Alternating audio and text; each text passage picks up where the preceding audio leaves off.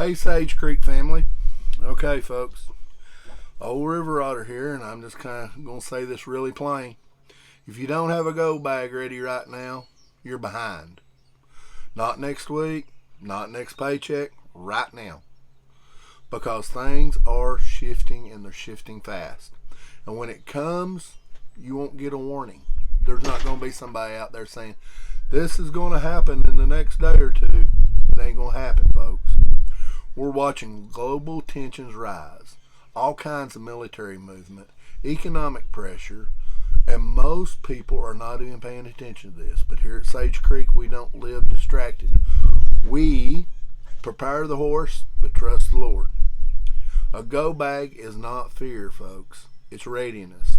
It's the difference between moving with purpose and freezing when it counts. Okay? Now, let's get practical. Your go bag is your first step. It's not your stockpile. It's not your long-term preps. It's not your long-term plan. It's your ability to move and move fast. Keep it simple. Keep it ready. Every bag should have, okay? Water filtration, 72 hours worth of food, energy bars, whatever.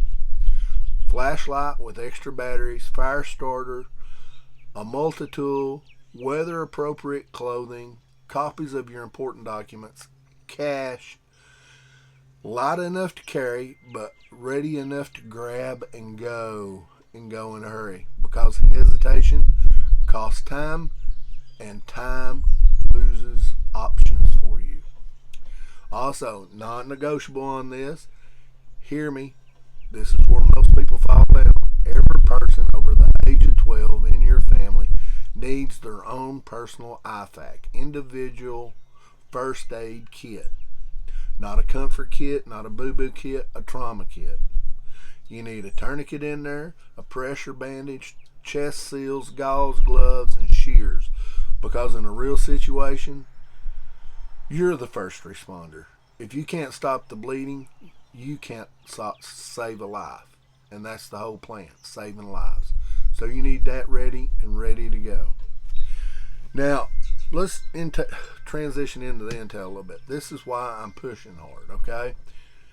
This is what I call the Sage Creek Watchman's Brief. Right now, tensions between the United States and Iran are not cooling off. They're getting worse. We're seeing direct strikes and counter positioning. Iran is rejecting outside pressure and trying to set its own terms on everything. There's threats around critical oil routes like the Strait of Hormuz, among others, and that matters because that narrow little stretch of water controls a huge portion of the world's energy supply. Not ours so much in the United States, but the rest of the entire world depends on that quite a bit. China gets as much as 20% of their oil through that. So that's something else to think about. Now, the U.S. is involved in a lot of places right now. A lot of places. It's freaky when you really get to think about it.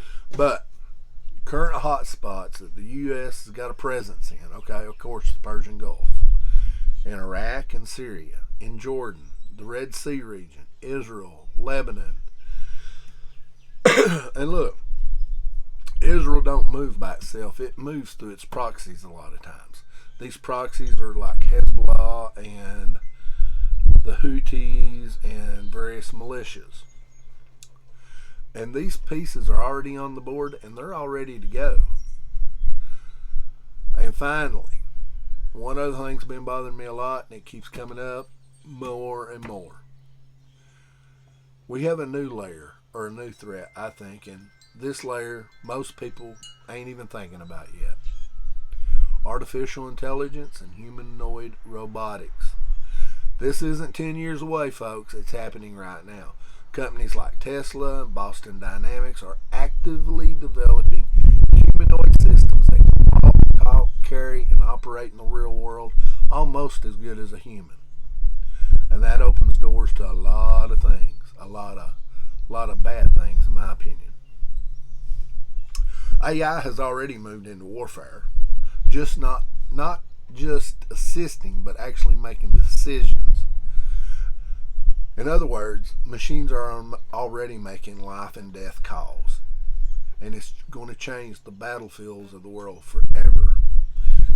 These systems can be hacked, they can be turned, they can be repurposed. A robot that is meant to help could become a surveillance robot, or even worse, it could become a military robot. Danger number 3 with AI is becoming a surveillance state. Look, my personal opinion is absolutely the federal, most state, and absolutely all local governments are too deep into each individual person's business. Now, I've always lived by the mantra, I didn't really care a lot about what they done because I'm not doing anything illegal. So, que sera, sera. But we can't trust them anymore because our government officials and the people that are pulling the strings for our government have become increasingly dishonest and untrustworthy. That's just a fact.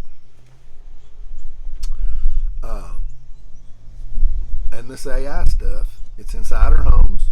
If you've got Siri or if you've got Alexa or any myriad of these other things, you have AI in your house. And they're constantly watching and they're constantly listening.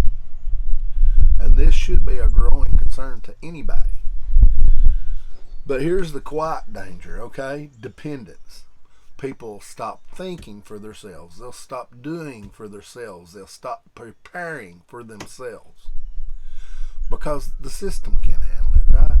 Oh, the AI will take care of it.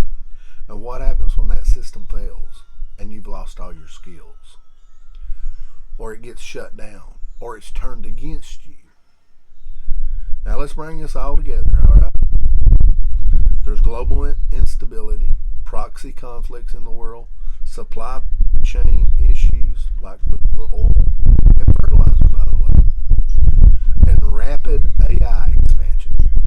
Now, it don't mean to panic, but it means there's a lot of pressure out there in the world, and pressure exposes weaknesses. That's why preparedness matters more now than ever before. Let me leave you with this. This is not about fear. It's about taking up a position, because when things shift, prepared people will move with a purpose. The unprepared will react in chaos. So, here at Sage Creek, remember, stay ready, stay quiet. We are ghost among the masses. Get your go bag ready, get your medical equipment squared away, stay safe. The times we're living in, they are changing. And don't put your trust in a system you don't control. Prior to the horse, trust the Lord. I'm the old river otter, Frank. Stay sharp.